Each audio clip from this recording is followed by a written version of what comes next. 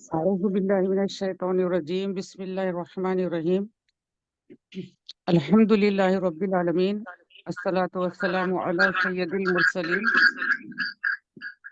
إمام المتقين قائد المجاهدين رحمة للعالمين وآله وأصحابه أجمعين رب اشرح لي صدري ويسر لي أمري واحلل عقدة من لساني يفقهوا قولي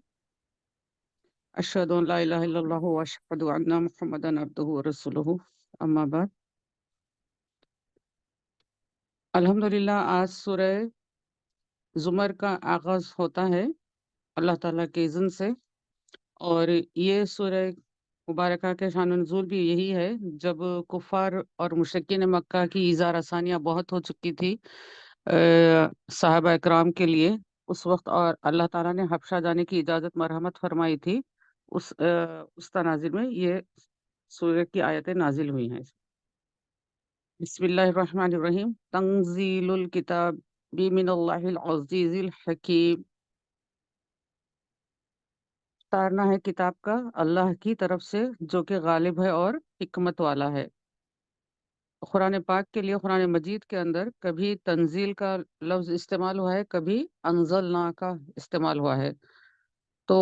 ये दोनों ही अल्फाज इसके लिए है और इसके मायने मुफस्सिरीन इकराम ये बताते हैं कि अंज़लना जो होता है वो कुरान पाक को नाजिल करना है, एक बारगी में नाजिल करना है और तंजील के मायने है आहिस्ता आहिस्ता नाजिल करना। और एक बारगी जो नाजिल किया गया वो लोहे महफूज से आसमानी दुनिया पर नाजिल किया गया था और फिर वहां से आसमानी दुनिया से नबी करीम सल्लल्लाहु अलैहि वसल्लम के क़ल्ब अत्हर पर अल्लाह ताला ने मौके के हिसाब से जब जो नसीहत देनी थी, जब जो हुक्म देना था, उसके हिसाब से ये बतदरीज आहिस्ता आहिस्ता 23 साल के अरसे में नाजिल हुआ है। जैसे यहाँ पर अब तंजील का आया है और हम सूरह क़दर में देखते हैं अंज़लना का आया है वहाँ पे लफ्ज़। तो ये दोनों ही अल्फाज कुरान पाक के लिए इस्तेमाल हुए हैं, नाजिल होने के लिए हैं और ये अल्लाह की तरफ से नाजिल किया गया है। और क्योंकि यहाँ पिछले सूरह में हम सुन रहे थे कि कुफार और मुशरिकीन नबी करीम सल्लल्लाहु अलैहि वसल्लम पर नौजुबिल्लाह इल्ज़ाम लगा रहे थे कि ये आपकी मनगढ़ंत बातें हैं, आप अपनी तरफ से कहते हैं, ये अल्लाह की तरफ से नहीं है। तो इसलिए यहाँ पर फिर अल्लाह ताला वाज़ेह फरमाते हैं कि ये अल्लाह ही की तरफ से नाजिल की गई है और अल्लाह की यहाँ पे दो सिफात बयान किए गए हैं। वो जो अजीज है, बहुत जो है इज्जत वाला है और गलबे वाला है और हकीम है और हिकमत वाला है। यानी ये कायनात जो चल रही है इसका खालिक जो है वो अल्लाह ही है, जो कि वाहिद है, उसी की इबादत करना है और वो इज्जत वाला है कि उसी की इज्जत की इबादत की जाए और वो गलबे वाला है और उसके सिवा कोई ऐसी ताकत नहीं है। और दूसरी चीज जो है हकीम है, जो कि हिकमत वाला है। तो लिहाजा इसके अंदर जो अहकामात दिए गए हैं अल्लाह ताला अपनी हिकमत से ही अता किए हैं और अल्लाह ताला जो कि कायनात को बनाने वाले हैं वो ही बेहतर जानते हैं कि किसको कब क्या, क्या हुक्म दिया जाए। इसीलिए कुरान पाक को ज्यादा कुरान हकीम भी कहा जाता है।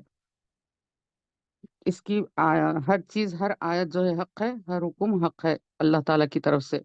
अब यहाँ पर भी अंजलना का लफ्ज आ रहा है आगे, इन्ना अंजलना इलैकल किताबा बिल हक, कि बेशक हमने उतारा है ये किताब आपकी तरफ बिल हक, हक के साथ उतारा है अल्लाह ताला ने। यानी हर चीज इसमें जो है हक है। और जो काफिर ये नौजुबिल्ला इल्जाम लगा रहे थे नबी करीम सल्लल्लाहु अलैहि वसल्लम पर कि आप जो कहते हैं ये पहले लोगों की बातें हैं, असातिरुल अव्वलीन जो कहा गया था, पहले लोगों के किस्से हैं जो आप हमको सुनाते हैं, ये इस तरीके से जो कह रहे थे। अल्लाह ताला फरमाते हैं उसका रद्द कर फरमाते हैं यहाँ पर कि ये पूरी चीजें जो है हक के साथ हैं। जो भी बात अल्लाह ताला अपने हबीब के जरिए कहलवा रहा है इंसानों को, वो तमाम बातें, चाहे वो पिछले अंबिया की बातें हो या फिर और किसी चीज के बारे में खबर देना हो, ये तमाम बातें जो कही जा रही हैं कुरान पाक के जरिए, तमाम चीजें हक हैं। तो अब जब इतनी बात वाज़ेह हो जाए कि ये अल्लाह अजीज और हकीम वाले रब की तरफ से है और उसको नाजिल किया गया है, हक के साथ नाजिल किया गया है, तो अब इसका ये तकाजा क्या होता है कि कुरान पाक को पर ईमान लाया जाए, उसके हुकूक अदा किए जाएं, उसकी तिलावत की जाए, उसमें जो अहकामात बताए गए हैं उन अहकामात पर अमल किया जाए और इन अहकामात पर अमल कर कर ही इंसान इज्जत की जिंदगी पा सकता है। और जो कोई कुरान पाक की तालीमात से रूगर्दानी करता है या इसको تلاوت تو کرتا ہے لیکن اس کے حقوق کا حق ادا نہیں کرتا ہے جس طریقے سے ادا کرنا ہے، اور وہ تمام احکامات جو اللہ تعالیٰ نے قرآن پاک میں بیان فرما ہے اس کو اپنی زندگیوں میں برتتے نہیں ہیں، تو پھر مسلمان کے لیے عزت ملنا مشکل ہو جاتی ہے، مسلمان کے لیے ان کے ایمان کی، ان کی جان مال عزتوں کی حفاظت مشکل ہو جاتی ہے، کیونکہ اللہ تعالیٰ نے یہاں پر بتایا کہ یہ حکیم ہے، یہ عزیز ہے۔ اور اے مسلمانوں، تم کو بھی اگر غلبہ ہونا ہے، تم کو بھی جو ہے اپنے کاموں میں حکمت اختیار کرنا ہے، تو تم کو کیا کرنا پڑے گا؟ یہ قرآن پاک جو کہ حق کے ساتھ نازل کیا گیا ہے، اس کے احکامات پر تم کو من و ان عمل کرنا ہوگا، پوری طریقے سے اس کے اوپر عمل کرو گے تو پھر تمہارے بھی ساتھ جو ہے اللہ تعالیٰ ویسے ہی معاملہ فرما سکتا ہے جس طریقے سے پہلے ہوا تھا، کہ یہ قرآن پاک پر عمل کر کر جس طریقے سے مسلمانوں کا ایک رعب دنیا پر چھا گیا تھا، اور ان کو حکومتیں مل گئی تھی، لوگ جو ہے ان سے کانپنے لگتے تھے، ڈرتے تھے۔ کیوں؟ کیونکہ وہ قرآن پاک پر پوری طریقے سے عمل کرتے تھے۔ جیسے کہ ابھی بتایا گیا کہ وہ معزز تھے حامل قرآن ہو کر، یعنی قرآن کی تعلیمات کو پکڑ کر وہ معزز ہوئے تھے۔ اور پھر جو یہ قرآن کی تعلیمات کو چھوڑ کر انسان اپنے نفس کی خواہشات کے مطابق جب کام کرنے لگ گیا، اس کو یہ سمجھ میں آیا کہ اگر میں یہ کام چھوڑ کر دوسرا کام کروں تو شاید میری اس میں عزت ہے، شاید اس کے اندر میری حفاظت ہے، تو یہ اس طریقے سے جو ہے جو راستے اختیار کرتے ہیں، یہ بالکل جو ہے مسلمانوں کے لیے خطرناک ہے، یہ ان کی بقا کے لیے بھی خطرہ ہے، ان کے ایمان کے لیے، آخرت کے لیے، ہر طریقے سے اس کے اندر خطرہ ہے، کیونکہ اتنی پیاری، اتنی عظیم کتاب جو مسلمانوں کے پاس ہے، احکامات کے پاس ہے، غیر لوگ یہ مانتے ہیں کہ یہ کتاب کی وجہ سے مسلمانوں کو سربلندی ہوئی ہے۔ اس سے پہلے بھی میں نے ایک مرتبہ آپ کے سامنے عرض کیا تھا کہ جب 18ویں صدی میں جو ہے سوڈان کے علاقے میں جب وہاں کی کلونیل امپائر جو تھا برطانیہ کا، اس کے خلاف جب وہاں کے مسلمان کھڑے ہو گئے، تو پورے لوگوں میں ایک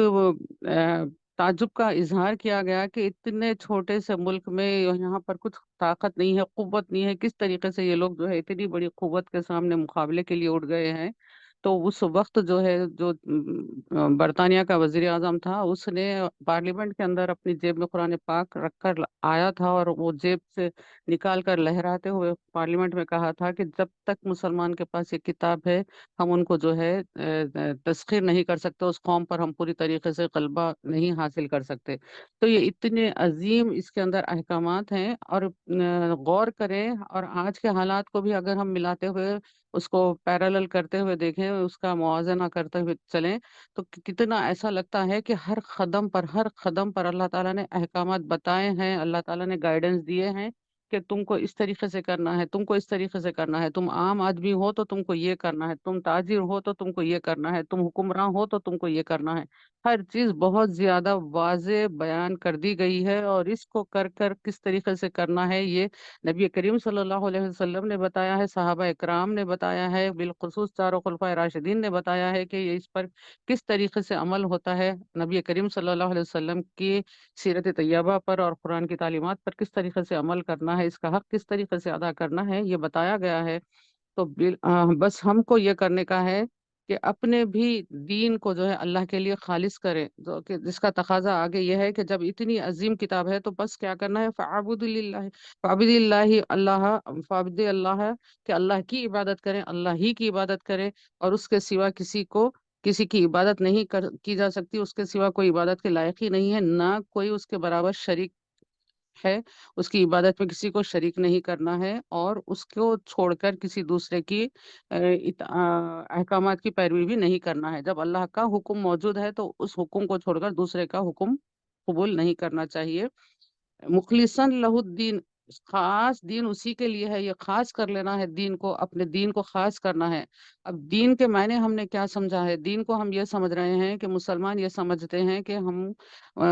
مسلمان ہیں تو ماں باپ نے ہمارا نام مسلمان رکھ دیا، ہم مسلمان ہیں تو خواتین جو ہے باہر نکلتے وقت برقع پہن کر نکلیں گے،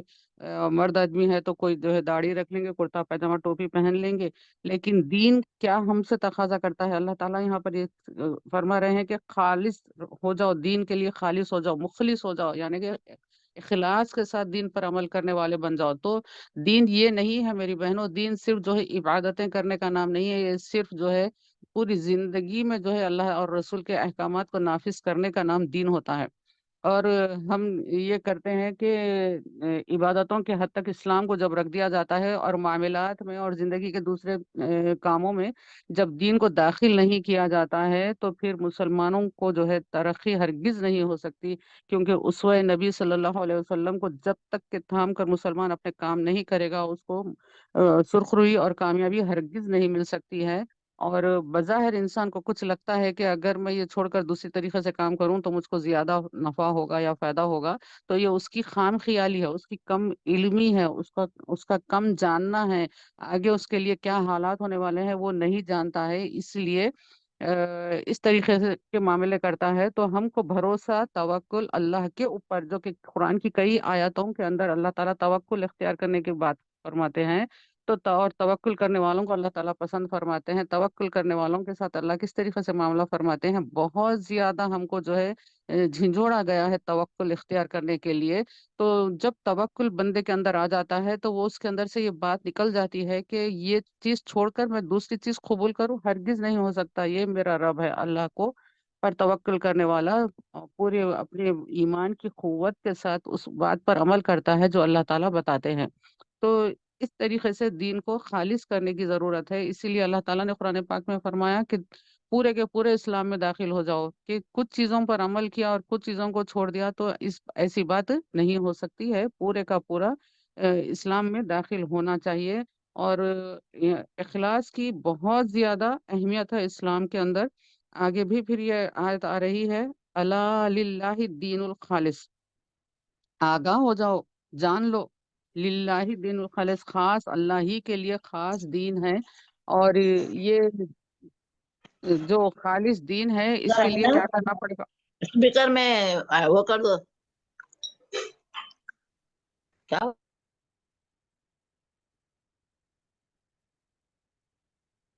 اس کے لیے کیا کرنا پڑے گا؟ اپنے نیتوں کو خاص کرنا پڑے گا۔ نیتوں کو خاص کرنا کیا ہے؟ دل کے اندر دوسری کچھ محبت نہیں رکھنا ہے، اللہ اور اللہ کے رسول کی محبت اور اپنی شریعت کے عزیز رکھنے کا یہ احساس ہمارے دلوں میں رہے کہ یہ انسان کی ایک غیرت ہونی چاہیے کہ یہ چیزیں جب ہیں میرے پاس تو اس کو چھوڑ کر میں دوسری چیز کو کس طریقے سے اپنے دل کے اندر جگا دوں۔ حضرت امام غزالی رحمۃ اللہ علیہ فرماتے ہیں کہ یہ دل کے اندر انسان بندے کے جو ہے صرف یہ خواہش رہے کہ میں اللہ کا قرب حاصل کروں، اللہ کے قرب کے سوا دل میں اور کوئی چاہت نہیں رکھنا چاہیے۔ تو ہر عمل کے ذریعے، ہر عبادت کے ذریعے بندے کی یہ خواہش ہونی چاہیے کہ میں اللہ کے قرب حاصل کرنے کے لیے یہ عبادت کر رہی ہوں، اللہ کے قریب جانے کے لیے میں یہ کوشش کر رہی ہوں، یہ عمل کر رہی ہوں۔ یہ چیز جو رہتی ہے یہ انسان کے دل کو اخلاص عطا کرتی ہے، انسان کی طبیعت کے اندر اخلاص آ جاتا ہے۔ اور پھر مفسرین کرام یہ بھی بتاتے ہیں کہ یہ انسان کے اندر جو آپ کو یہ بار بار بات ہمارے کو یاد دلائی جاتی ہے کہ انسان جو ہے روح اور جسم کا مرکب ہے، اور اس کے اندر ملکوتی اور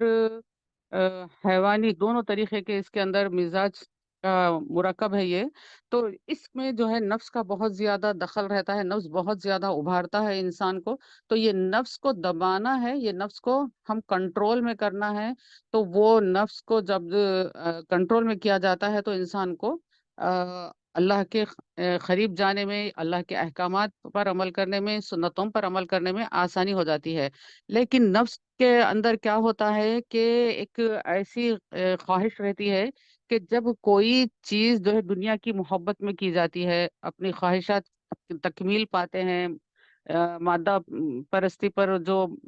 چیزیں رہتی ہیں، جیسے کہ کچھ چیز اچھی خرید لیے یا کہیں کچھ چیز جو ہے انجوائمنٹ کے لیے ہو گئی، تو انسان کا دل جو ہے بہت زیادہ خوشی محسوس کرتا ہے کہ بھائی آج تو مزہ آ گیا، آج بہت مزے کر لیے، انجوائے کر لیے، بہت اچھا رہا۔ اس طریقے کی جو باتیں ہوتی ہے کہ دنیا کی چیزوں میں جب لذت انسان محسوس کرتا ہے تو پھر یہ ایسی کیفیت جب کسی انسان کے اندر آ جاتی ہے تو پھر اس کے اندر اخلاص نہیں ہوتا، اس کے اندر اخلاص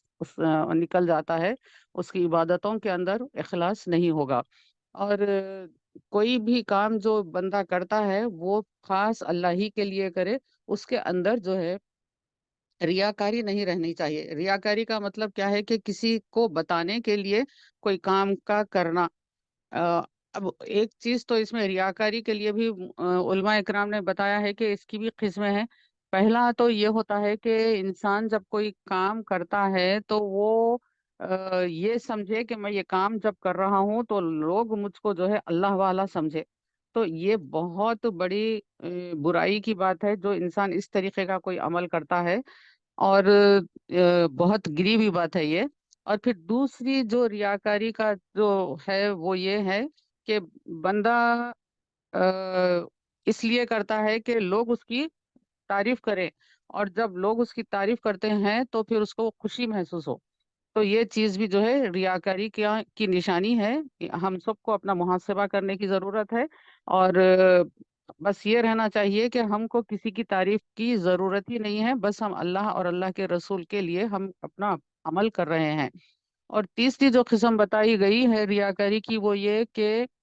जब कोई किसी की तारीफ करता है तो वो तारीफ सुनकर खामोश हो जाए, तो ये भी रियाकारी में आ जाता है। तो जब कोई हमारी तारीफ करता है तो हमको चाहिए कि सारी ही चीजें अल्लाह ताला की तरफ एट्रीब्यूट करें, अल्लाह ताला की तरफ मंसूब करें कि ये सारी चीजें मेरे परवरदिगार की अता की गई हैं, सारी तारीफ अल्लाह ही के लिए है। तो इस तरीके से जो है हम अपने आप को हमेशा ये समझें कि I am nothing but zero. मैं कुछ भी नहीं हूँ, मेरा कुछ नहीं है, बस ये अल्लाह ताला का की मर्जी है जो जिससे चाहता है जो काम कराता है। इंसान ना अपनी शोहरत का, ना अपनी इज्जत का, ना अपनी तारीफ का, किसी भी चीज की इसके अंदर तमा ना रहे, लालच ना रहे, ख्वाहिश ना रहे काम के जरिए। अलबत्ता बाज वक्त ऐसा होता है कि हम किसी को इंस्पायर करने के लिए, जोश दिलाने के लिए, उनके अंदर भी काम का जज्बा पैदा करने के लिए हम किसी को कभी कोई अच्छा काम करे तो उस वक्त उनको वो कर सकते हैं कि ठीक है आपने ये अच्छा किया और इसको आप जारी रखें इस तरीके का। तो फिर वो सुनने वाला भी जो है उसका यही मामला होना चाहिए कि वो अपनी खूबियों को अल्लाह ताला की तरफ करे कि अल्लाह की हिदायत की वजह से हुआ, अल्लाह की अता की वजह से हुआ। तो ये इस तरीके से अपने आप पर नजर रखनी चाहिए। अब इखलास नहीं रहने की वजह से अमाल किस तरीके से अकारत जाते हैं, थोड़ा मैं इस टॉपिक के ऊपर जरा ज्यादा अहदीस यहाँ पर इंशाल्लाह बोलना चाहूंगी, क्योंकि ये मामला बहुत ज्यादा नाजुक है। और हम सबको अपने दिलों को टटोल लेना चाहिए और इखलास को थामना चाहिए। हजरत अबू उमामा रज़ी अल्लाह ताला अन्हु फरमाते हैं कि एक शख्स ने अर्ज किया रसूलुल्लाह सल्लल्लाहु अलैहि वसल्लम से कि ये बताइए कि उजरत और शोहरत की तलब में जब जिहाद किया हो किसी शख्स ने तो उसको क्या मिलेगा। यानी जिहाद के लिए जा रहा है, कितना अहम काम है, अपनी जान दांव पर लगा रहा है, माल लगा रहा है, मेहनत कर रहा है, जा रहा है अपनी दुनिया छोड़कर, तो उसको क्या मिलेगा। तो और उसने ये 3 मर्तबा सवाल दोहराया कि उसको क्या मिलेगा। जब कोई शख्स इस तरीके से उजरत और शोहरत की तलब के लिए जिहाद को जा रहा है तो उसको क्या मिलेगा। और हर बार यही जवाब इनायत फरमाया कि अल्लाह ताला सिर्फ उस अमल को कबूल करता है जो खास उसके लिए किया जाए। सिर्फ अल्लाह ताला वही अमल कबूल करते हैं जो खास उसके लिए किया जाए, और उस अमल के जरिए सिर्फ उसकी रजा को तलब किया जाए। तो हर काम के जरिए बंदे का यही रहना चाहिए मामला कि वो सिर्फ अल्लाह के लिए कर रहा है, अल्लाह के लिए उसका अमल है, और अल्लाह से उसकी रजा चाहता है, उस अमल के जरिए अल्लाह की रजा तलब करता है। और एक हदीस शरीफ है जिसको मुस्नद अहमद में और मुस्लिम में हजरत अबू हुरैरा रज़ी अल्लाह अन्हु ने रिवायत फरमाया है कि रसूलुल्लाह सल्लल्लाहु अलैहि वसल्लम ने फरमाया कि अल्लाह ताला फरमाता है मैं तमाम मुशरिकों के शिर्क से मुस्तगनी हूँ। जिसने कोई ऐसा अमल किया जिसमें मेरे गैर को शरीक किया, मैं उसके अमल को और उसके शिर्क को तर्क कर देता हूँ। वो अमल उसके लिए जिसको उसने शिर्क किया है। तो कोई भी काम करते वक्त, जैसे कि हम कुर्बानी करते वक्त भी क्या करते हैं, अल्लाह ताला के लिए ही कहकर करते हैं। तो हर काम में, और उसमें बताया गया है ना कुर्बानी क्या का जो हमारा कॉन्सेप्ट है उसमें भी ये बताया गया है कि अल्लाह ताला के पास ना इंसान जो कुर्बानी करता है उसका गोश्त पहुंचता है ना खून पहुंचता है, बल्कि अल्लाह ताला तुम्हारी खास नियतों को देखता है। और एक हदीस शरीफ है कि हजरत अबू हुरैरा रज़ी अल्लाह अन्हु फरमाते हैं कि बेशक अल्लाह ताला तुम्हारी सूरतों और मालों की तरफ नहीं देखता, लेकिन वो तुम्हारे दिलों और आमाल की तरफ देखता है। जो जाहिरी चीजें होती हैं, चाहे तुम किस किस तरीके का भी हुलिया बना लो, अल्लाह वाले नजर आने का हुलिया रहो या कुछ रहो, लोग तुमको देखकर ये समझने लगे कि वाकई ये अल्लाह वाला है, लेकिन اللہ ताला ये चीजों को नहीं देखते हैं, बल्कि अल्लाह ये देखते हैं कि वो तुम्हारे दिल में क्या है और तुम्हारा अमल कितने इखलास के साथ किया जा रहा है, वो ये देखते हैं। और बहुत अहम हदीस है जो कि बुखारी शरीफ में आई है, हजरत उमर बिन खत्ताब रज़ी अल्लाह अन्हु जिसके रावी हैं, और फरमाया कि नबी करीम सल्लल्लाहु अलैहि वसल्लम ने फरमाया, आमाल का दारोमदार नियतों पर है। हर शख्स को वही मिलेगा जिसकी उसने नीयत की है। नीयत यानी कि नीयत ये थी कि मैं कुर्बानी कर रहा हूँ, लोग देखकर समझें कि मैंने कुर्बानी के ऊपर कितने पैसे खर्च किए हैं, कितनी फयाजी के साथ मैंने बड़ा बकरा खरीदा है, ये इस तरीके की नीयत रही, तो फिर अल्लाह ताला जो है वो उसको उसका कबूल नहीं फरमाते हैं। बल्कि वो नीयत जो थी, किसी ने ये नीयत की थी कि मैं अल्लाह की राह में दे रहा हूँ, अच्छा माल अल्लाह की राह में कुर्बान करना चाहिए, बहुत ही खूबसूरत अच्छा जानवर मैं लाकर अल्लाह की रजा के लिए दूंगा, तो उसके हिसाब से उसको अजर मिलेगा। तो नीयत के मुताबिक अजर मिलता है, और जिसकी नीयत की उसी की वजह से होगा। फिर आपने फरमाया, अ, उसने जिसकी हिजरत अल्लाह और रसूल की तरफ है वो उसी तरफ महसूब होगी। यानी कि अगर कोई शख्स हिजरत कर रहा है और उसकी नीयत जो है अल्लाह और अल्लाह के रसूल के हुक्म की तामील में थी, तो फिर उसकी हिजरत उसी तरफ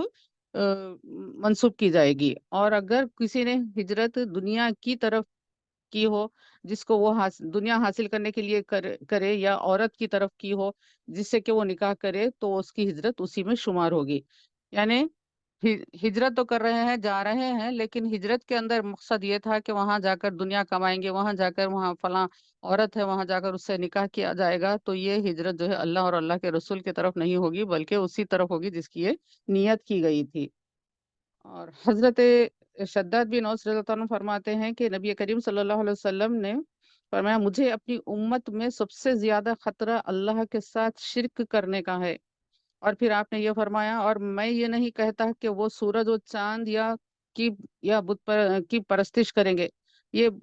ये इस तरीके का शिर्क नहीं होगा कि वो सूरज और चांद की पूजा करेंगे या बुत परस्ती करेंगे, बल्कि आका करीम सल्लल्लाहु अलैहि वसल्लम ने ये वाज़ेह फरमाया, लेकिन वो गैर अल्लाह के लिए अमल करेंगे। जो काम गैर अल्लाह के लिए किया जाएगा, यानी दिखावे के लिए किया जाएगा, नीयत कुछ और रहेगी, दिल में इखलास नहीं होगा, तो वो काम अल्लाह के लिए तस्वुर नहीं होगा। और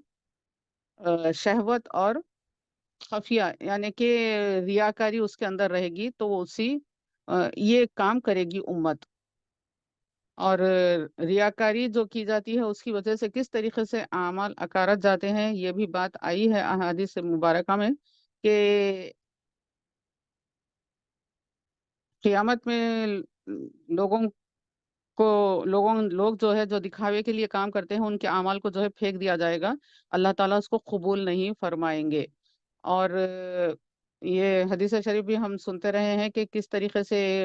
तवील हदीस शरीफ है कि एक शहीद को लाया जाएगा, और लेकिन अल्लाह ताला उसके लिए फैसला फरमाएंगे कि इसको जहन्नुम में डाल दो। तो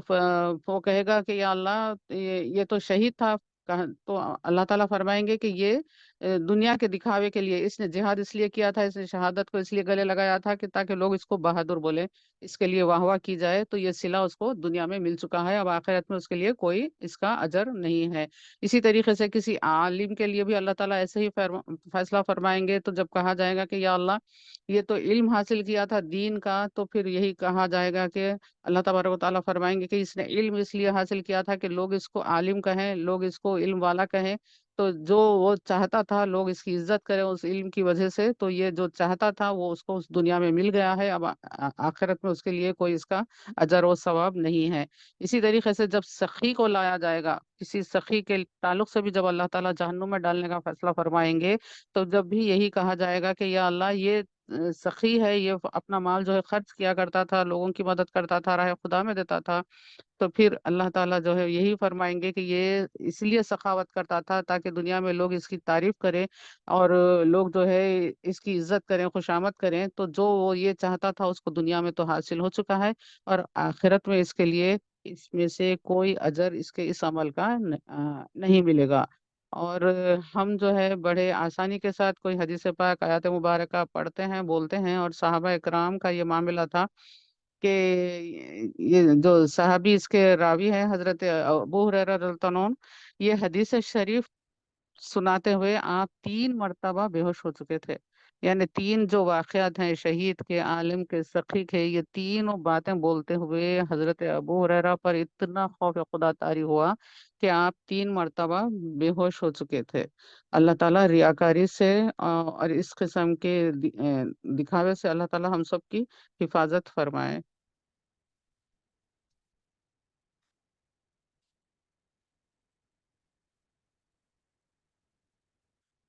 آگے چلتے ہیں، والذین اتخذوا من دونہ اولیاء، اور وہ جنہوں نے اللہ کے سوا اور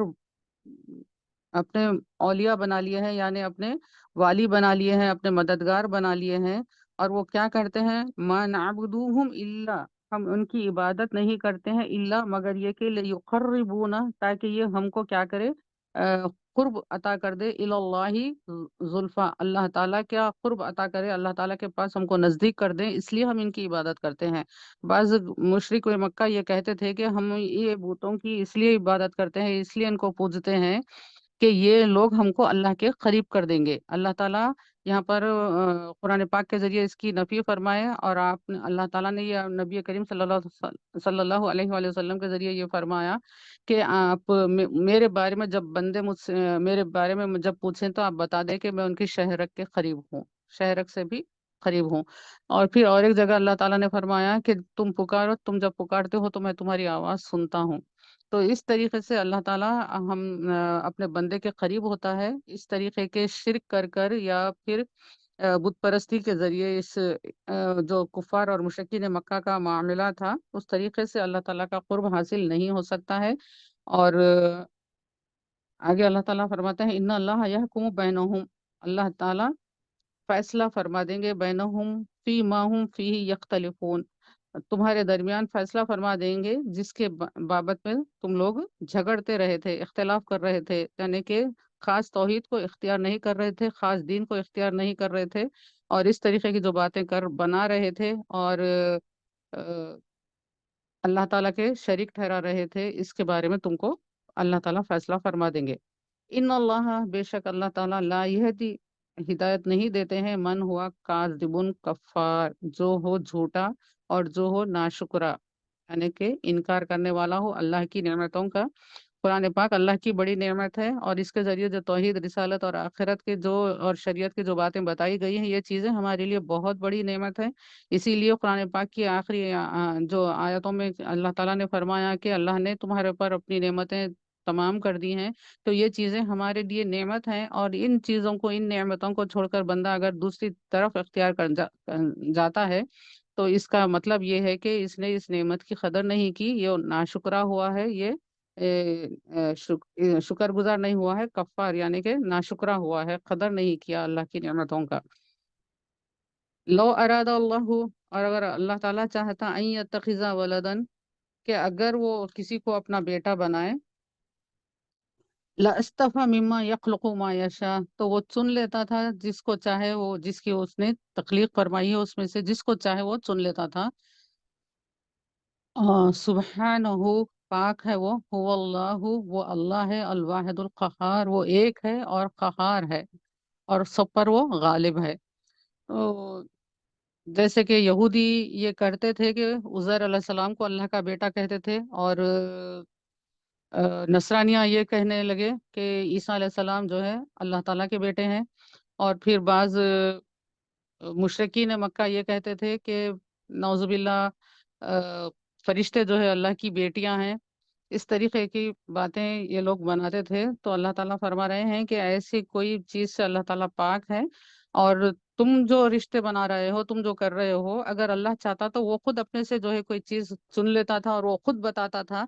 کہ یہ ہے، یہ اس طریقے سے ہے، لیکن اللہ نے یہاں پہ صاف اس کا رد کیا ہے کہ اس کی سبحانہ، اس کو ایسی کوئی چیز کی ضرورت ہی نہیں ہے، اس کو کسی رشتے کی ضرورت نہیں ہے، کیونکہ وہ واحد ہے، ایک ہے، اور اس کا یہی حکم ہے، اس کے لیے کسی کی مدد کی، کسی ساجھیداری کی اس کو ضرورت ہی نہیں ہے، وہ غالب ہے، اور اس میں کسی کو شرکت نہیں ہے۔ خلق السماوات والارض بالحق، اور اس نے کیا کیا ہے، اللہ تعالیٰ اپنی توحید کے اپنی وحدانیت کے دلائل دے رہے ہیں کہ غور کرو، آسمانوں کی طرف دیکھو، زمین کی طرف دیکھو، کس طریقے سے جو ہے یہ حق کے ساتھ بنائے ہیں۔ اللہ تعالیٰ نے اس کو بنایا ہے، حق کے ساتھ ہی بنایا ہے۔ اور ہر چیز جو تخلیق کی گئی ہے اللہ تعالیٰ کی طرف سے، اور اس کے اندر بندہ جب بگاڑ پیدا کرتا ہے، اس کے جو تناسب ہے، اس کا جو پروپورشن ہے، اس کے جو ریشو ہے، اس کو جب یہ متغیر کرتے ہیں، اس کو تبدیل کرتے ہیں، تو کس طریقے سے کائنات کے اندر جو ہے فساد مچ جاتا ہے۔ جتنی چیز جس مقدار میں جہاں پر رہنی ہے اسی طریقے سے جب رہتی ہے تو کائنات اچھی طریقے سے چلتی رہتی ہے، اور اس کے اندر تھوڑا بھی جو چینجز آ جاتے ہیں اس کی وجہ سے تو کتنا جو ہے اس کا ماحول پر اثر آ جاتا ہے، انوائرمنٹ پر اثر آ جاتا ہے، پولوشن ہو جاتا ہے، اور کس طریقے سے یہ انسان کی صحت کے لیے نقصان دہ ہوتا ہے۔ اس کی یہ بات بہت زیادہ تفصیل ہے کہ انسان کے جسم کے اندر بھی یا کائنات کے اندر بھی، زمین میں، آسمان میں، سمندر میں، کہیں پر، جنگل میں، جھاڑ میں، ہر جگہ جہاں کہیں انسان جو ہے اپنی مرضی سے کچھ رد و بدل کرتا ہے تو اس کے کتنے خراب اثرات جو ہے ماحول پر آتے ہیں، انسانیت پر آتے ہیں، انسان کی صحت پر آتے ہیں۔ تو اللہ تعالیٰ نے یہ جو بنایا ہے آسمانوں اور زمین کا، غور کرو یہ کتنی حق کے ساتھ ہے۔ تو ایسی ہستی جو کہ اتنی بڑی تدبیر کر سکتی ہے، تو کیا اس کے لیے کوئی شریک ٹھہرانا، کسی کی نسبت بتا دینا، یہ بالکل گمراہ کن بات ہے۔ اور پھر اللہ تعالیٰ اپنی نشانی بتا رہے ہیں، یکبر اللیل علی النہار و یکبر النہار علی اللیل۔ اور پھر اللہ تعالیٰ کے حکم سے یہ ہوتا ہے، رات کو لپیٹتے ہیں اللہ تعالیٰ دن کے اوپر، اور دن کو لپٹتے ہیں رات کے اوپر۔ لپیٹنے کا لفظ کتنا شاندار لفظ ہے، دیکھیے۔ ایسا نہیں ہوتا ہے کہ رات کا اندھیرا، دن تھا ایک دم چھک اجالا تھا، سورج کی روشنی تھی، ایک دم سے غائب ہو گیا اور پھر ایک دم سے جو ہے اندھیرا آ گیا، جیسے کہ ہم سوئچ کے ذریعے لائٹ کھولتے اور بند کرتے ہیں۔ ایسا معاملہ نہیں ہے۔ آہستہ سے جو ہے دن نمودار ہوتا ہے، آہستہ سے جو ہے صبح نمودار ہوتی ہے، پھر دن نکلتا ہے، پھر سورج کی تیزی آتی ہے، پھر اس کے بعد جب یہ پورے اپنی تیزی کو چلے جاتا ہے، پھر آہستہ سے جو ہے شام کا وقت آتا ہے، اس کے بعد آہستہ آہستہ رات آتی ہے۔ تو اس طریقے سے دن کے اندر سے اللہ تعالیٰ جو ہے رات کو لپیٹتے ہیں، پھر رات بھی جو ہے آہستہ سے، پہلے جو ہے صبح صادق ہوتی ہے، پھر اس کے بعد آہستہ آہستہ فجر کا وقت آتا ہے، پھر آہستہ سے سورج طلوع ہوتا ہے، آہستہ سے روشنی جو ہے نمودار ہوتی ہے۔ تو یہ کتنا ایک انسان کی صحت کے لیے اتنا یہ خوشنما منظر ہوتا ہے، آہستگی سے جو ہے اندھیرا نکلنا، آہستگی سے اجالا آنا۔ آپ سوچئے کہ اگر ہم بند اندھیرے کمرے میں لیٹے ہوئے ہیں، آنکھ اپنے بند کر کر، اور کوئی آئے اور ایک دم سے جو ہے لائٹ کھول دے، تو ہمارے آنکھ اگرچہ کہ بند ہے لیکن ہماری آنکھوں پر اس کا اثر ہوتا ہے، اور آنکھ جب کھلے ہوں تو اس کو تو بہت زیادہ یہ ہوتا ہے کہ لائٹ چبھنے لگتی ہے اور انسان دیکھ نہیں سکتا ہے، ایک دم جو اندھیرے سے روشنی جو آ جاتی ہے۔ اسی طریقے کا معاملہ ایک دم اجالے سے اندھیرا آ جانے سے بھی ایسا ہی ہوتا ہے، انسان دیکھ نہیں سکتا ہے۔ اور وہی اندھیرے کے اندر اگر جو ہے تھوڑی دیر بندہ رہتا ہے، تو آہستہ سے تھوڑی دیر کے بعد جو ہے اس کو اس اندھیرے میں بھی تھوڑا تھوڑا کچھ سوجنے لگتا ہے، سجائی دیتا ہے کہ وہ لائٹ کا کھٹکا ادھر ہے، ادھر میں جا سکتا ہوں، تھوڑا سمجھ میں آتا ہے۔ تھوڑی دیر کے بعد ایک دم سے جو ہو جاتا ہے تو اس وقت جو ہے بندہ اس کو برداشت نہیں کر سکتا ہے۔ تو اللہ تعالیٰ نے یہ چیز اس طریقے سے کائنات کے اندر اس کو رکھی ہے کہ انسانوں کو وہ چیز، ہر چیز اللہ کی جو حکمت ہے وہ انسانوں کو نفع دیتی ہے۔ وَسَخَّرَ الشَّمْسَ وَالْقَمَرَ، اور مسخر کر دیے ہیں اللہ تعالیٰ نے سورج اور چاند کو، اور اللہ کے حکم سے یہ اپنے مدار میں گردش کر رہے ہیں، اللہ کے حکم سے کر رہے ہیں۔ کل یجری لأجل مسمى، اور یہ سب تیر رہے ہیں، یعنی کہ یہ سائنسدان کے لوگ سمجھ سکتے ہیں کہ یہ ٹھہرے ہوئے نہیں ہیں بلکہ یہ چل رہے ہیں، یہ اپنی میعاد تک جو ہے اللہ تعالیٰ کا جب تک حکم ہے، جب تک اللہ تعالیٰ کا حکم ہوتا ہے طلوع اور غروب کا، وہ چلتے رہتے ہیں، یا پھر جب تک اللہ تعالیٰ دنیا کو قائم رکھنا چاہتے ہیں اس وقت تک یہ اللہ کے حکم کے مطابق چلتے رہتے ہیں۔ اللہ هو العزیز الغفار، آگاہ ہو جاؤ، جان لو، وہی ہے عزیز الغفار، جو کہ غالب بھی ہے اور بخشنے والا بھی ہے۔ اللہ تعالیٰ غالب ہیں کہ اگر کوئی اللہ تعالیٰ کے دین پر، اللہ تعالیٰ کی مبارک ذات پر اگر جو ہے کوئی شرک کرے تو कुफार को, मुश्रिकीन को फौरन ही अल्लाह ताला पकड़ सकते हैं, गालिब भी हैं। और फिर अगर कोई जो है ईमान लाता है और अपनी बख्शिश अल्लाह ताला से तलब करता है तो अल्लाह ताला उसको बख्शते भी हैं, अल्लाह ताला गालिब हैं। अल्लाह ताला इस बात पर भी कादिर हैं कि जो बंदा गुनाह करने के बाद तौबा करता है तो उसके गुनाहों को, उसके सय्यात को अल्लाह ताला हसनात में तब्दील कर देते हैं, नेकियों में बदल देते हैं। एक हदीस शरीफ है, नबी करीम सल्लल्लाहु अलैहि वसल्लम ने बताया कि जन्नत में सबसे आखिर में जब जो शख्स दाखिल करने के लिए निकाला जाएगा, दोजख से जब जिस शख्स को सबसे आखिर में निकाला जाएगा, तो वो शख्स को जब अल्लाह ताला के रूबरू पेश किया जाएगा तो अल्लाह ताला उसके सामने उसके नामा आमाल बताएंगे कि ये क्या तूने ये नहीं किया, ये नहीं किया, ये नहीं किया। तो वो कहाँ वहाँ पे किसी को इनकार कर सकते हैं, वो सब ये कहेगा कि हाँ अल्लाह ताला ये किया था, ये किया था, ये किया था। तो पूरे जब उसके जो है गुनाह बता दिए जाएंगे तो फिर अल्लाह ताला फरमाएगा कि ये सब चीजें मैंने तुझको माफ कर दिया है, और ये तमाम जितने गुनाह तूने किए थे मैं इसको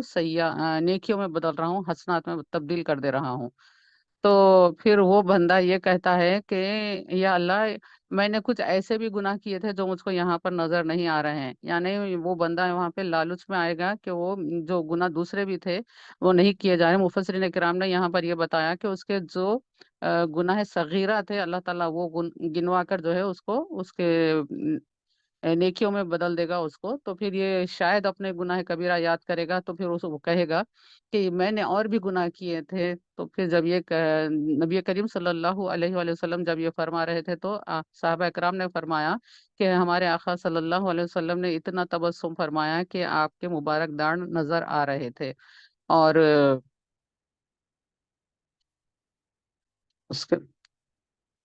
इस तरीके से अल्लाह ताला जो है गफ्फार है, बख्शिश फरमाते हैं अपने बंदों की। तो रोजाना हमको जो है इस्तगफार करना चाहिए, हर काम करने के बाद भी जो है तौबा करना चाहिए कि काम के करने में कुछ गलती हो तो अल्लाह ताला हम सबको माफ करे। ये आदत होनी चाहिए इस्तगफार की। खलक़कुम मिन नफ्सिन वाहिदा, अल्लाह ताला ने तुमको पैदा किया है एक नफ्स वाहिद से, एक जान से। सुम्मा जअला मिनहा ज़ौजहा, और फिर उनसे एक उसका जोड़ बनाया। और यहाँ पर मुफस्सिर के नाम बताते हैं कि ये हजरत आदम अलैहिस्सलाम की तरफ इशारा है, और ज़ौजहा हजरत हव्वा अलैहिस्सलाम की तरफ इशारा है। वो अंज़ला लकुम मिनल अनआमी, और नाजिल किए उतारे तुम्हारे लिए अनाम यानी चौपाए, और चौपायों में वह मिनल अनआमी समानियता अजवाज, कितने हैं, 8 जोड़े यहाँ पर बताया गया है। समानियता अजवाज यानी कि 8 जोड़े अल्लाह ताला ने उतारे। और अनाम में मुफस्सिरीन इकराम ये फरमाते हैं कि इसमें ऊंट, गाय, बकरी और भेड़ शामिल हैं। यखलुकुम यखलुकुकुम मिन बुतूनी उम्महातिकुम, तुमको पैदा किया है तुम्हारी अपनी माँ के पेटों में। खलक़म मिन बादी खलक़िन, यानी कि एक के बाद दूसरी जो होती है कैफियत जनीन की जो होती है रहम मादर के अंदर, उसकी तरफ इसका इशारा बताया गया है। मुफस्सिरीन इकराम ने ये बताया है फी ज़ुलुमातिन सलासिन, यानी कि जैसे कि पहले को नुत्फा था, फिर खून का लोथड़ा हुआ, फिर गोश्त हुआ, फिर उसको जो है हड्डियां चढ़ाई गई, फिर उसके बाद उसके अंदर जो है रूह जारी की गई, अल्लाह ताला के हुक्म से रूह फूकी गई। तो ये एक के बाद एक उसके तख्लीक के मदारिज हैं। और फिर अल्लाह ताला ये फरमाते हैं कि 3 पर्दों में, 3 अंधेरे पर्दों में रखा अल्लाह ताला तुमको वहां पर, माँ के पेट में 3 अंधेरे पर्दों में रखा था। तो यह भी मुफस्सिरीन इकराम ये बताते हैं कि एक तो माँ का पेट होता है, दूसरा जो है रहम मादर होता है, तीसरा वो झिल्ली होती है जिसके अंदर बच्चा होता है। तो इस तरीके से ये 3 झिल्लियां हैं, वल्लाहु आलम। और फिर क्या होता है, और बाज़ मुफस्सिरीन इकराम ये बताया है कि एक जुल्मात जो है बाप की पीठ है, दूसरी माँ का पेट है, और तीसरी जो है रहम मादर की झिल्ली है। तो बहरहाल इस तरीके से 3 अंधेरों में अल्लाह ताला रखकर तुमको जो है दुनिया में तुम्हारी तख्लीक करा है, किस तरीके से। तो इसके ऊपर गौर करना है। ये चीजें ऐसी हैं कि ये कायनात के ऊपर गौर कर कर, दिन और रात के आने जाने के ऊपर गौर कर कर, सूरज और चांद के चलने के ऊपर गौर कर कर, और फिर अपनी खुद तख्लीक के ऊपर किस तरीके से क्या चीज थी, क्या काबिल जिक्र बात थी। कोई जो है बोलना भी पसंद नहीं करते, वो स्टेज में इंसान था। फिर उसके बाद अल्लाह ताला उसको ऐसी शक्ल और अता कर कर उसको जो है ये मुकाम पर लाकर खड़ा करते हैं। तो ये तमाम चीजें जब बंदा गौर करता है तो अल्लाह ताला की किबरियाई को वो मानता है।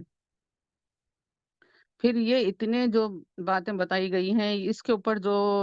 تخلیق کے لیے جو آیت مبارک آئی ہے اس کے اوپر سائنسداں بہت بات کرتے ہیں کہ یہ باتیں جو قرآن پاک میں بیان کی گئی ہیں یہ تو بہت دنوں کے بعد انسان کو اس کا اندازہ ہوا کہ اس طریقے سے جو ہے جو ایمبریو ہوتا ہے جو رحم مادر میں ہوتا ہے اس طرح تین اندھیروں کا جو ذکر ہے اس پر کئی غور کر جو ہے بعض ڈاکٹرز اسلام بھی لائے ہیں۔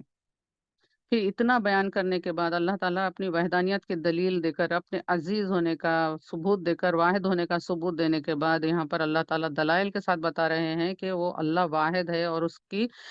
کائنات چلانے میں کوئی بھی جو ہے کسی کا عمل دخل نہیں ہے، کوئی شریک نہیں ہے۔ پھر اللہ تعالیٰ یہاں پر بتا رہے ہیں ذالکم اللہ، یہ ہے تمہارا رب، سبحان اللہ، ربکم تمہارا رب ہے، لہو الملک اسی کے لیے ہے بادشاہی، لا الہ الا ہوا اس کے سوا کوئی معبود نہیں ہے، یہ ہے تمہارا اللہ، اللہ جس کی تم کو عبادت کرنی ہے، ربکم، اللہ یہاں پر اللہ بھی فرما رہے ہیں، ربکم بھی فرما رہے ہیں، تمہارا رب ہے۔ رب یعنی کہ تم کو ہر طریقے سے ہر چیز مہیا کرتا ہے تمہارے لیے، ہر وہ چیز جو تمہاری زندگی کے لیے ضروری ہے اللہ تعالیٰ کائنات میں تمہارے لیے وہ پہنچا رہا ہے، یہ ہے تمہارا رب جس کے لیے بادشاہی ہے، جس کے حکم سے ہر چیز انسان کو ملتی ہے، اور یہ ہے اتنا بڑا ہے پروردگار، تو پھر فَأَنَّا تُصْرَفُونَ، تو پھر تم کدھر منہ پھیرے جاتے ہو، کدھر جو ہے اللہ تعالیٰ کے ساتھ کسی کو شریک ٹھہرا کرتے ہو، کدھر جو ہے اللہ کے کلام کا انکار کرتے ہو، فَأَنَّا تُصْرَفُونَ تم کدھر پھیرے جاتے ہو۔ ان تکفروا، اگر تم انکار کرو ناشکری کرو، فَإِنَّ اللَّهَ تو بس اللہ تعالیٰ غنی عنکم، تو اللہ تعالیٰ بے نیاز ہے، اللہ تعالیٰ بے نیاز ہے۔ یعنی کہ ساری دنیا کے لوگ بھی اگر جو ہے اللہ تعالیٰ کے فرما بردار ہو جائیں اور اللہ کی عبادت کرنے لگیں تو ہمارا رب، ہمارا پروردگار، ہمارا خالق، ہمارا اللہ، ہمارا معبود جو ہے اتنی شان والا ہے کہ کسی کی عبادت کے ذریعے اس کی شان میں کمی یا اضافہ ہونے کی بات ہی نہیں ہے، وہ پوری طریقے سے جو ہے پوری آب و تاب کے ساتھ اللہ تعالیٰ ہے، اس کی شان ہے، اس کی قدرت ہے، کسی کے بات سننے نہ سننے کی وجہ سے اس کی ذات میں جو ہے کمی بیشی ہرگز ہونے والی نہیں ہے، نہ کوئی جو ہے اس کے دین کا کچھ بگاڑ سکتے ہیں۔ وہ دین جو پہلے جس طریقے سے تھا یہ ہے کہ اس پر عمل کرنے کی وجہ سے لوگوں کو انعامات ملے، اور اگر آج کوئی عمل نہیں کرتے ہیں تو وہ ان کی اپنی بدبختی ہے، لیکن دین کی جو حقانیت ہے، دین کا جو حق ہونا ہے وہ تو برابر ہے۔ اگر آج بھی مسلمان اپنے اخلاص کے ساتھ دین کو گلے لگاتا ہے تو آج بھی انسان کو جو ہے اللہ تعالیٰ وہ انعامات عطا کرتے ہیں۔ ولا يرضى لعباده الكفر، اور وہ ہرگز راضی نہیں ہوگا، اللہ تعالیٰ اپنے بندوں کی ناشکری کو پسند نہیں کرتے ہیں، الکفر، وہ جو اپنے بندوں کی ناشکری کو پسند نہیں کرتے ہیں، شکر گزار بندے بننا چاہیے۔ شکر گزاری یہی ہے کہ اللہ کی نعمتوں کو قدر کرے، اللہ تعالیٰ نے اس نعمت کو جس طریقے سے استعمال کرنے کا حکم دیا ہے اس کو اسی طریقے سے استعمال کریں، نبی کریم صلی اللہ علیہ وسلم کو مبعوث فرمایا، قرآن پاک دیا، دین کی تعلیمات بتائیں، تو یہ کام ہے انسان کا کہ ان چیزوں کی جو ہے شکر گزاری کریں اور اس پر ایمان لائیں اور عمل کریں۔ ان تشکرو یردہ لکم، اور اگر تم شکر کرو تو اسے تمہارے لیے پسند فرماتا ہے۔ ولا تزیر وازرتوں وزرا اخرى، اور کوئی بوجھ اٹھانے والی جان دوسرے کا بوجھ نہیں اٹھائے گی۔ کوئی انسان اگر قبول کرتا ہے تو یہ اسی کے لیے ہے، اس کے انعامات جو ہے اسی کو ملنے والے ہیں، اور کوئی جو ہے دوسرا اس کے اندر شریک نہیں ہو سکتا۔ اسی طریقے سے کوئی اگر گناہ کرتا ہے، ان سے روگردانی کرتا ہے، کفر کرتا ہے، تو پھر اس کا وبال بھی اسی کو ملے گا، کسی دوسرے کو اس میں اس میں شریک نہیں کیا جائے گا۔ ہر ایک اپنے عمل کے لیے ذمہ دار ہے، ہر ایک اپنے عمل کے لیے ذمہ دار ہے، اپنی نیت کے لیے ذمہ دار ہے۔ یہ کانسیپٹ اسلام کا بہت پیارا ہے کہ رشتہ دار رہتے ہیں، اولاد رہتے ہیں، ماں باپ رہتے ہیں، جس نے جو عمل کیا اس کا صلہ اسی کو ہے، اور اس کی کسی دوسرے کی وجہ سے کسی کی پکڑ نہیں ہے۔ ثم الی ربکم، پھر تمہاری رب کی طرف، مرجعکم، تو تم کو لوٹنا ہے، پھرنا ہے وہاں پر، فینبئکم، پھر بس تم کو بتلا دیا جائے گا، بما کنتم تعملون، جو کچھ کہ تم کرتے تھے، جو کچھ کرتا تھا انسان، آخرت میں اللہ تعالیٰ اس کے اعمال نامے پورے طریقے سے بتا دیں گے۔ انہ علیم بذات الصدور، بے شک وہ دلوں کی بات بھی جانتا ہے۔ دیکھیے یہاں پر اخلاص کی بات آئی تھی، اور پھر یہاں پر اسی رکوع میں اللہ تعالیٰ یہ واضح فرما رہے ہیں کہ وہ ایسی خبیر شخص ہے اللہ تعالیٰ، کہ وہ کسی بھی شخص کے دل میں جو بات ہوتی ہے وہ اس کو بھی جانتے ہیں، اس سے بھی واقف ہیں، لہٰذا دلوں کو خاص رکھنا چاہیے، اللہ کی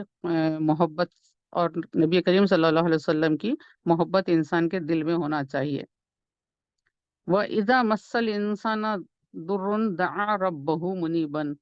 اور جب انسان کو کوئی چھوتی ہے، تکلیف پہنچتی ہے، مصیبت آتی ہے، تو کیا کرتا ہے؟ دعا، پکارتا ہے، ربہ، اس کے رب کو پکارتا ہے، منیبن، پکارنے لگ جاتا ہے، ادھر رب کی طرف جھک جاتا ہے، الیہ ثم اذا خولہ نعمت منہ، اور پھر جب اللہ تعالیٰ نے اسے اپنے پاس سے کوئی نعمت دی، نسیا ما کان یدعو، پھر کیا کرتا ہے؟ بھول جاتا ہے کہ میں نے اس وقت اللہ تعالیٰ کو اپنی مصیبت کے وقت پکارا تھا۔ تو انسان جب مصیبت میں یہ چاہتا ہے کہ مصیبت میں اس کی جو دعائیں کی جائیں قبول ہوں، اللہ تعالیٰ اس کی مدد کرے، تو اس کو یہ چاہیے کہ احادیث شریف میں یہ تعلیمات دی گئی ہیں کہ وہ اپنے راحت کے دنوں میں بھی اللہ تعالیٰ سے دعا کرتا رہے، اللہ تعالیٰ کو پکارتا رہے، اور اللہ تعالیٰ کا شکر ادا کرتا رہے۔ ایسا نہیں ہے کہ صرف مصیبت کے وقت اللہ تعالیٰ کو پکاریں گے، اور جب اللہ تعالیٰ آسانیاں عطا فرمائے گا تو اس وقت جو ہے ہم منمانی کرتے پھریں، ایسی روش اگر رہے گی تو پھر مصیبت کے وقت کی جانے والی دعاؤں کو بھی اللہ تعالیٰ قبول نہیں فرماتے۔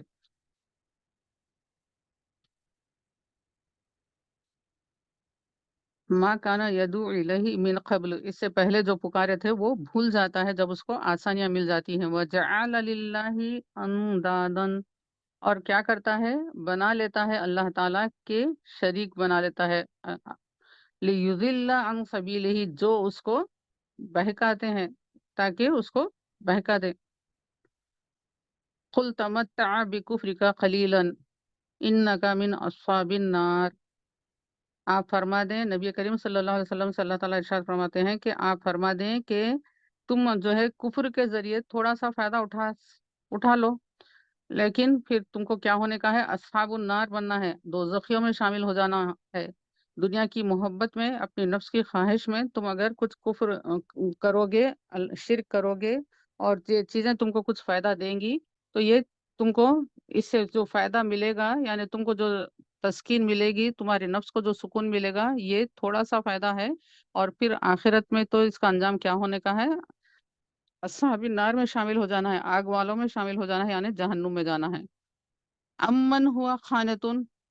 امن کیا وہ جس نے، ہوا خانتون جو ہے فرما بردار، انا اللیلی جو کہ رات کی گھڑیوں میں، ساجدوں و قائمن سجدے کرتے ہیں اور کھڑے رہتے ہیں، یحذر الآخرتی، اور کیا وہ چھوڑ دیا جائے گا آخرت میں، اسی طریقے سے کر دیا جائے گا، وہ یرجو رحمت ربہ، اور اپنے رب کی رحمت کی آس میں رہے گا، وہ آس لگائے ہوئے ہوگا۔ تو یعنی کہ اللہ تعالیٰ یہاں پہ اوپر جو ہے کافروں کا ذکر ہوا، اب یہاں پر مومنین کا ہو رہا ہے کہ کیا یہ لوگ اور وہ لوگ جو کہ خانت ہوئے، یعنی کہ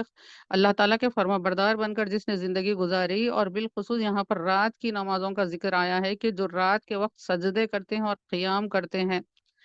اور آخرت سے ڈرتے ہیں، یہ ضرور الآخرتی، اور آخرت سے وہ جو ہے خوف کھاتے ہیں، ڈرتے رہتے ہیں، اور اللہ تعالیٰ کی جو ہے رحمت کی جو ہے ان کو امید ہوتی ہے، اس امید میں یہ اللہ کے حضور کھڑے ہوتے ہیں راتوں کو اٹھ کر۔ تو یہاں پر خاص جو ہے صرف رات کی نماز کا ذکر کیا گیا ہے، تو مفسرین اکرام نے یہ بتایا ہے کہ اس سے دن کے نوافل کے بنسبت رات کے نوافل کی افضلیت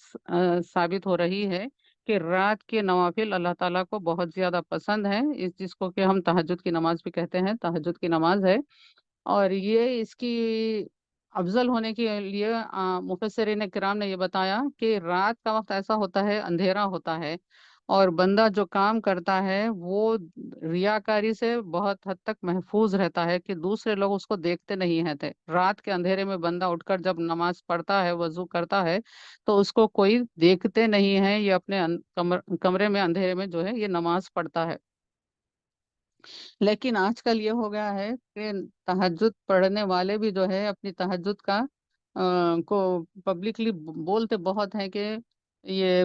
تہجد پڑھتے ہیں، تہجد کو اڑ جاتے ہیں، تہجد سے ہوشیار رہتے ہیں، کبھی کسی خاص بات کے لیے کسی اپنے عزیز کو جو ہے بتانا ہو، اپنی مصروفیت کا وہ احساس دلانا ہو، تو اس وقت یہ بات ہو جائے تو پھر الگ بات ہے، لیکن ہر عام کے سامنے، ہر کسی کے سامنے جو ہے یہ باتیں بولتے رہنا کہ تہجد کوڑتے ہیں، تہجد پڑھتے ہیں، بالخصوص اپنے بارے میں کسی دوسرے کو بول رہے ہیں تو ٹھیک ہے، ان کے بولنے کی وجہ سے کسی دوسرے کو جو ہے انسپریشن ہو سکتا ہے، وہ بھی پڑھنے کے لیے راغب ہو سکتے ہیں، لیکن خود اپن بولنا یہ ٹھیک نہیں ہے کہ ہم رات میں اٹھتے ہیں اس طرح، یہ فیل چیزوں کو جو ہے بولنا نہیں چاہیے رات کی عبادت کا، کیونکہ رات کی نماز کی فضیلت اسی لیے نفل نماز کی ہے کہ یہ ریاکاری سے پاک ہوتی ہے، اور دوسری وجہ یہ ہے کہ بندہ رات کے وقت جو اٹھتا ہے تو بستر پر سے اٹھنا پڑتا ہے، جو کہ نیند کا، آرام کا بہت ہی ایک بدن کو جو ہے راحت ملنے والے اوقات ہوتے ہیں، بستر پہ جو انسان سوتا ہے تو اس کو ترک کر کر اپنے پہلو کو پلٹا کر جب اللہ کے ذکر کے لیے اٹھ جاتے ہیں تو یہ اللہ تعالیٰ کو بہت پسند ہوتا ہے، جو اخلاص کے ساتھ اندھیرے میں اپنی نیند کو قربان کر کر بندہ یہ عمل کرتا ہے تو یہ اللہ تعالیٰ پسند فرماتے ہیں۔ اور اس کی فضیلت کی تیسری وجہ یہ بتائی ہے کہ اس میں رات کا جو وقت ہوتا ہے یہ دن سے بالکل الگ ہوتا ہے، دن میں بندہ جو ہے اپنے مختلف کاموں میں مشغول رہتا ہے، کچھ مصروفیتوں میں ہوتا ہے، تو اس کے پیش نظر یہ ہوتا ہے کہ میں یہ نماز پڑھنے کے بعد پھر مجھ کو یہ کام کرنا ہے، یہ ایک خیال وسوسہ رہتا ہے جو نماز کے ساتھ اس کو شامل کر دیتا ہے، اور نماز جو ہے توجہ کے ساتھ ادا نہیں ہوتی ہے۔ تو رات میں یہ چیز نہیں ہوتی ہے، نوافل کی بات کر رہی ہوں میں، فرائض تو فرائض ہی ہیں، وہ چاہے دن میں کتنی ہی مصروفیت ہو، انسان کو جو ہے پورے خشوع اور خضوع کے ساتھ وضو کر کر جو ہے نماز ادا کرنا ہے، اور یہ رات میں جو ہے کیونکہ دن کی مصروفیت سے پاک ہوتا ہے انسان، تو اس کے اندر وہ دماغ پہ جو ہے وہ بوجھ نہیں ہوتا ہے کہ کاموں کا، مصروفیت کا وہ ہجوم نہیں ہوتا ہے خیالات کا، تو یہ ایک سوئی کے ساتھ جو ہے پروردگار کی عبادت کرتا ہے۔ اور اس آیت مبارکہ کے بارے میں مختلف اقوال ہیں کہ یہ آیت مبارکہ حضرت ابوبکر صدیق رضی اللہ تعالیٰ عنہ کے لیے نازل کی گئی تھی آپ کی شان میں، اور پھر حضرت ابن عمر رضی اللہ تعالیٰ عنہ نے فرمایا کہ یہ آیت مبارکہ حضرت عثمان بن عفان کے شان میں نازل کی گئی، کیونکہ حضرت عثمان غنی رضی اللہ تعالیٰ عنہ کی یہ عادت مبارکہ تھی کہ آپ رات میں نوافل بہت پڑھا کرتے تھے۔ تو اگر ہم کو یاد، میں تھوڑا یاد دلاؤں کہ کچھ دن قبل جب حضرت شیخ عبد القادر جیلانی رضی اللہ تعالیٰ عنہ کا ہم کے بارے میں ہم سن رہے تھے، تو اس وقت یہ بات آئی تھی گفتگو میں کہ آپ نے یہ فرمایا تھا کہ دو صفتیں حضرت عثمان غنی کے اختیار کرو، کہ ایک صفت آپ کی یہ تھی کہ وہ رات میں اٹھ کر نمازیں پڑھا کرتے تھے، اور دوسری صفت آپ کی یہ کہ دن میں آپ جو ہے سخاوت کیا کرتے تھے، تو یہ دو چیزیں حضرت شیخ عبد القادر جیلانی رضی اللہ تعالیٰ نے ہمارے سامنے واضح کی کہ یہ ہے، تو اس طریقے سے یہ ہے۔ اور پھر دوسری روایات بھی ہیں کہ یہ حضرت سلمان فارسی رضی اللہ عنہ کے لیے یا پھر حضرت عمار رضی اللہ عنہ کے لیے آئی ہیں، خیر جو بھی ہو واللہ عالم، بہرحال یہ ہے کہ یہاں پر رات کی نمازوں کی جو ہے ایک فضیلت بتائی گئی ہے۔ تو پھر اللہ تعالیٰ فرما رہے ہیں کہ یہ ایک ایسا بندہ ہے جو رات کے اندھیرے میں اٹھ کر اپنے رب کو جو ہے اس طریقے سے پکارتا ہے، اپنی نیند کو قربان کرتا ہے، آرام کو چھوڑ کر اپنی میٹھی نیند کو قربان کر کر اٹھتا ہے اور اللہ کے آگے گڑ گڑاتا ہے، کھڑا ہوتا ہے، تو یہ بندہ اللہ کی رحمت کا طلبگار ہے۔ تو پھر اب اللہ تعالیٰ فرماتے ہیں قُلْ هَلْ يَسْتَوِيَ الَّذِينَ يَعْلَمُونَ، تو اللہ تعالیٰ فرماتے ہیں آپ پوچھ لیے کہ کیا یستوی برابر ہوں گے الذین یعلمون، وہ لوگ جو جانتے ہیں، جاننے والے ہیں، اور والذین لا یعلمون، اور وہ لوگ جو جانتے نہیں ہیں، تو اس طریقے سے ایک جاننے والا اور نہیں جاننے والا برابر نہیں ہو سکتے ہیں۔ کس طریقے سے یہ لوگ برابر ہو سکتے ہیں؟ اللہ تعالیٰ یہ سوال فرما رہے ہیں۔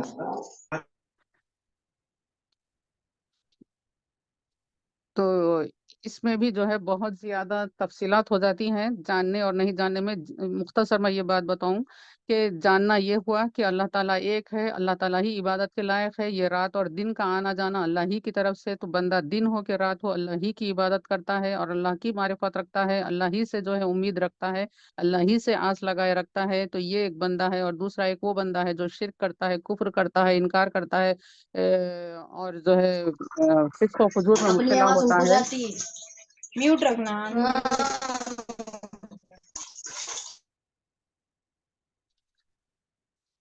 तो किस तरीके से ये लोग दो लोग जो हैं किस तरीके से बराबर होते हैं? एक शिर्क करने वाला, कुफ्र करने वाला, और एक दूसरा जो है ईमान वाला है, जो अल्लाह ताला के हुजूर खड़ा होता है रातों को भी।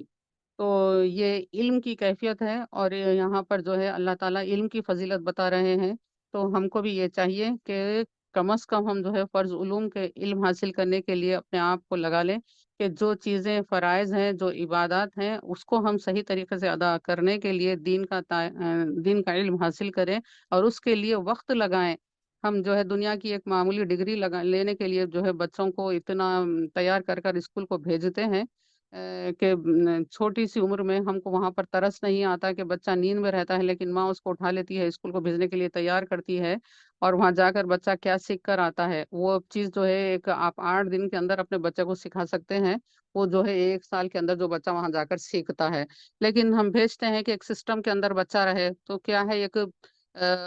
15-18 साल के अंदर जो है बच्चा ग्रेजुएट हो, या 20 साल के अंदर जो है इंजीनियर हो, डॉक्टर हो, इसके लिए इतनी मेहनत लगाई जाती है, और इल्म उसके मुकाबले में जो हासिल हो रहा है बिल्कुल मामूली इल्म है। दीन के इल्म के सामने उस इल्म की कोई कदर नहीं है। तो ठीक है, वो इल्म हासिल करना है हमको, ये भी सब्जेक्ट्स का, लेकिन अपने दीन को बिल्कुल फरामोश कर कर, दीन को अहमियत नहीं देकर कोई दिन हमारा नहीं गुजरना चाहिए मेरी बहनों। कोई हमारी बात नहीं होना चाहिए दीन को हल्का समझकर, कोई हमारा काम नहीं होना चाहिए दीन से हम गफलत इख्तियार करते हुए। हमेशा हमारे पेश नज़र दीन रहना चाहिए, खालिस दीन रहना चाहिए, अल्लाह ताला की अच्छी तरीके से खुलूस दिल के साथ, नीयत के साथ जो है इताअत करनी चाहिए, अल्लाह के अहकामात को सामने रखना चाहिए। फिर कितने प्यारे अल्फाज हैं, अल्लाह ताला फरमाते हैं इन्नमा यतज़क्करु उलुल अलबाब, बेशक नसीहत तो वही कबूल करते हैं जो अक्ल वाले हैं। जो अक्ल वाले हैं उन्हीं को समझ में आता है कि वाकई नफा किस में है, नुकसान किस में है। अब एक जब बंदा जो है वैक्सीनेशन की मिसाल देती हूँ, अपने छोटे बच्चों को ले जाकर जो है वैक्सीनेशन करवाते, तो कितना रोता बच्चा, इतना छोटा बच्चा रहता, लेकिन उसको दिलाते, क्योंकि माँ को ये पता है कि ये दिलाने के बाद उसको फायदा होने वाला है, उसकी सेहत अच्छी रहने वाली है। तो इस तरीके से ये अक्ल है माँ को, अक्लमंद माँ जो है अपने बच्चों के वैक्सीनेशन करवाती है बीमारियों से अपने बच्चे को बचाने के लिए। तो इसी तरीके से जो अक्ल वाले होते हैं, जो समझदार होते हैं, जो मारिफत रखते हैं दीन की, उन लोगों को ये मालूम होता है, पक्का यकीन होता है कि अल्लाह ताला के अहकामात पर चलकर ही मेरी सुरखरुई है, मेरी औलाद की सुरखरुई है, इस जहां की भी आखिरत की भी। यही नज़रिया हमको इख्तियार करना चाहिए। अल्लाह हम सबको अमल की तौफीक अता फरमाए, और हर किस्म की रियाकारी से अल्लाह हमारी हिफाजत फरमाए, हर किस्म के शिरक से अल्लाह हमारी हिफाजत फरमाए। आमीन व आखिर दावाना अनिल हम्दुलिल्लाहि रब्बिल आलमीन। अस्सलाम वालेकुम रहमतुल्लाहि व बरकातहू।